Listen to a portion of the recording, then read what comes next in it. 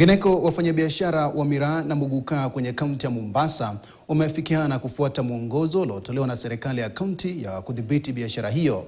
Wakizungumza baada ya kushauriana na gavana Mombasa Abdulswamad Sharif Nassir, ujumbe wa kaunti ya Meru ukiongozwa na seneta Kathure Murungi umeomba serikali ya kaunti ya Mombasa kuangazia upya ada ya kupata leseni ya biashara hiyo kabla ya kuidhinishwa na bunge la kaunti.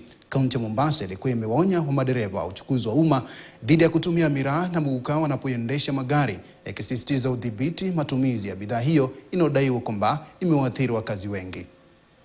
Uwezo wetu ni kuweza kuhakikisha kwa zile stimulants zenye kuleta matatizo hususan kwa watoto, we can be able to come with ways to regulate.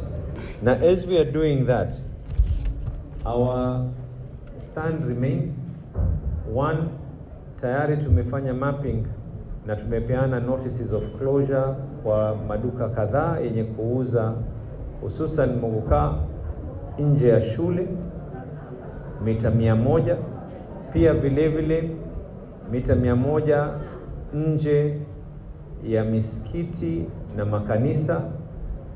It still stands ya kwa leseni ya wale wenye kufanya biashara hii ni tofauti.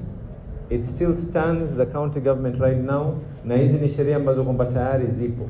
Wale wanabiashara wote kwa kutoka Meru na sehemu zingine ambao wanahusika na miraa, nataka kuhakikisha wako tayari kufanya kazi na wewe, kuhakikisha ya kwamba zile sheria zote mnatunga pamoja ndio waweze kuendeleza biashara yao, na pia wakaazi wa Mombasa hasa wale vijana ndogo na pia waweze kuwa nao wanakaa vizuri na hiyo biashara.